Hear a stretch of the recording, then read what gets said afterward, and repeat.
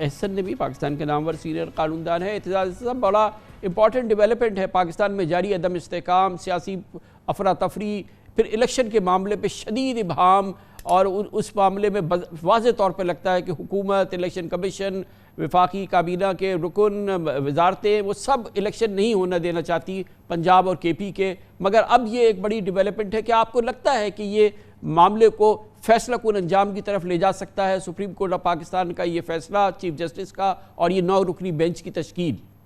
कामरान साहब, बहुत जरूरी है कि इसको फैसला कुन अंजाम तक ले जाया जाए, वरना जिस तरफ ये बहता जा रहा है वो तो याद दिलाता है, आपको भी याद दिलाएगा मशरकी पाकिस्तान क्यों अलहदा हुआ पाकिस्तान। एक उसका फौरी जो वजह थी और बड़ी अर्जेंट वजह थी कि याह्या खान ने पहले तो इलेक्शन नहीं कराए, वादे कर करके एक दफा डेट दे के इलेक्शन की पोस्टपोन कर दिए, फिर वहाँ बड़ा शोर हुआ।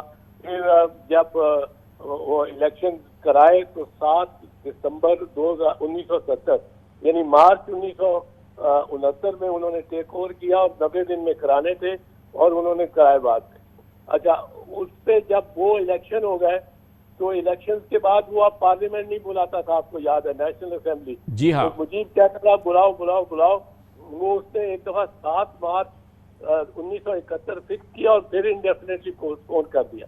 अब उस तजर्बे के बाद जो हमारा आइन है, इस आइन में 2-3 चीजें बड़ी वाज़े तौर पे आई। नंबर 1, और बड़ी स्ट्रिक्टली, नंबर 1 आर्टिकल 105 में ये आ गया कि election shall appoint a date for the elections not later than 90 days। ये नहीं कहा कि within 90 days, पर ये आइन कहता है not later than 90 days, यानी 91st डे इलीगल हो जाएगा। नंबर 2, दूसरी बात जो आई कि इसके बाद फिर उन्होंने स्ट्रिक्ट शेड्यूल दिया है कि पार्लियामेंट और किस कब मिलेगी, क्या उसको भी डिले किया जा सकता है इंडेफिनेटली। और मशरकी पाकिस्तानी जिससे बिल्कुल उकता गए और बाहर निकल आए थे और फिर आर्मी एक्शन उन पे किया इन्होंने, वो शिक है जो कहती है कि आर्टिकल 92 जो है वो कहती है कि parliament shall meet on the 21st day after the election, after the poll that 21st day after the poll, यानी it shall meet on the 21st day after the poll unless sooner summoned by the president। यानी हतमी हो गया, 21वें दिन के आगे जा ही नहीं सकते। और 21वें दिन को पार्लियामेंट क्या करेगी?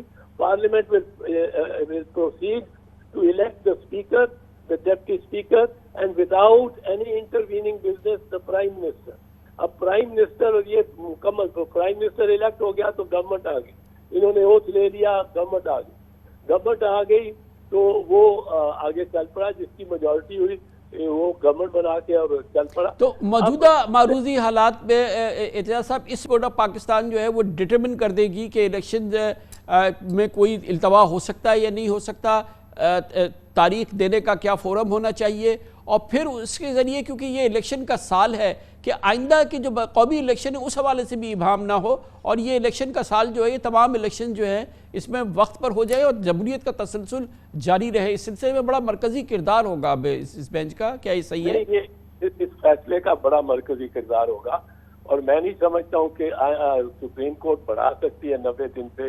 ये कह रहे हैं, एक दलील दी जा रही है कि आर्टिकल 254 ये इजाजत देता है कि सुप्रीम कोर्ट अगर कोई ऐसा काम हो गया हो जो कि हर तरह से जायज हो लेकिन कुछ अर्सा मियाद से बाहर आगे हो गया हो, तो अदालत उसको वो सिर्फ इसलिए इलीगल नहीं करार देगी कि वो मियाद से बाहर हुआ है। लेकिन ये है कॉन्डोनेशन का प्रिंसिपल, आप समझते हैं, दरगुजर ये कंडोन कर सकती है। इसके तहत सुप्रीम कोर्ट इजाजत नहीं दे सकती, ऑथराइज नहीं कर सकती कि आप 91 दिन 92 दिन करें, जब द कॉन्स्टिट्यूशन से नॉट लेटर देन 90 डेज, उसको रीराइट नहीं कर सकती सुप्रीम कोर्ट। बट अगर बाद में कभी ये हो गया हो और किसी को इल्म ना हो, राजा साहब जो चीफ इलेक्शन कमिश्नर है, इनके सामने ये बात लाई ना गई हो कि 90 दिन में आपने इलेक्शन कराने हैं, किसी और ने बात ना की हो, तो 95 दिन या 110वें दिन हो गया हो और सबने एक्सेप्ट कर लिया हो, तो फिर वो सुप्रीम कोर्ट कंडोन कर सकती है, जैसे हाजी सैफुल्लाह के केस में किया, जहाँ ज़ियाउल हक ने डेट मरने से पहले फिक्स कर दी बियॉन्ड दी 3 months और इलेक्शन हो चला तो उन्होंने कंडोन किया। या बीती शहीद हुई 27 दिसंबर को, तो 8 जनवरी को पोलिंग था, सिर्फ पोल प्रोसेस को उन्होंने डिले किया। वो 17 फरवरी को ले गए क्योंकि उस वक्त बहुत हीटेड सेंटिमेंट थे। तो एक एक दिन साहब, एक एक दिन इंपॉर्टेंट है, तो ये रोजाना की समात पर जल्द से जल्द इसका नतीजा सामने आ जाएगा ना? मेरा ख्याल है सर, कामरान साहब 2 दिन से ज्यादा नहीं लेंगे चीफ जस्टिस साहब और ये बेंच। ये 2 दिन में फैसला कर देंगे, आपको डेट दे देंगे, बल्कि उनको कहेंगे चीफ इलेक्शन कमिश्नर को कि डेट दो, अभी शेड्यूल बनाओ। शेड्यूल भी तो बनना होता है ना, कम से कम 46 दिन तकरीबन उसमें लग जाते हैं जो इलेक्शन एक्ट के तहत है। तो ये कहना कि हमें पता नहीं किसने दस्तखत करने थे, दस्तखत इसने करने थे, दस्तखत गवर्नर ने कर, ये डेट गवर्नर ने देनी थी कि डेट किसने देनी थी। डेट अगर किसी ने नहीं देनी तो आर्टिकल 218 के तहत चीफ इलेक्शन कमिश्नर ने पूरा इलेक्शन कराना है, पूरा इलेक्शन उसकी जिम्मेदारी है, उसने डेट देनी है। और अगर उससे डेट नहीं दी जा सकती, होगी 90 दिन के अंदर अंदर, 90 दिन के अंदर अंदर, तो फिर प्रेसिडेंट को इख्तियार है under section 57 of the election act 2017, जो कि नवाज शरीफ और PMLN की हुकूमत में पास हुआ और इन्होंने पायलट किया। इसमें सिर्फ ये मैं ऐड करूंगा कि president should seek the advice of the prime minister, या prime minister should advise the president to appoint a date, and that date must be within 90 days. 90 days से तजावज नहीं कर सकते, कोई आइन को खिलाफ वर्जी नहीं हो सकती। और चीफ इलेक्शन कमिश्नर के बारे में आर्टिकल 220 कहता है, all executive authorities, not judicial, all executive authorities shall obey the chief election commissioner.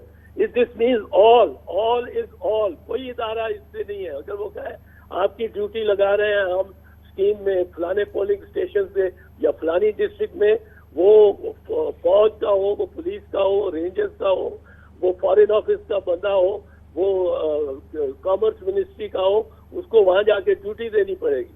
उसमें कोई उसको डिसोबे नहीं कर सकता, बट विद इन 90 डेज। अब वो 90 डेज में से 40 दिन तो इन्होंने गुजार दिए हैं, साल भर इधर उधर करते हैं, अब तो ये बहुत कम टाइम रह गया है। And I am sure supreme court will be conscious of it. यकीन। तो अनवर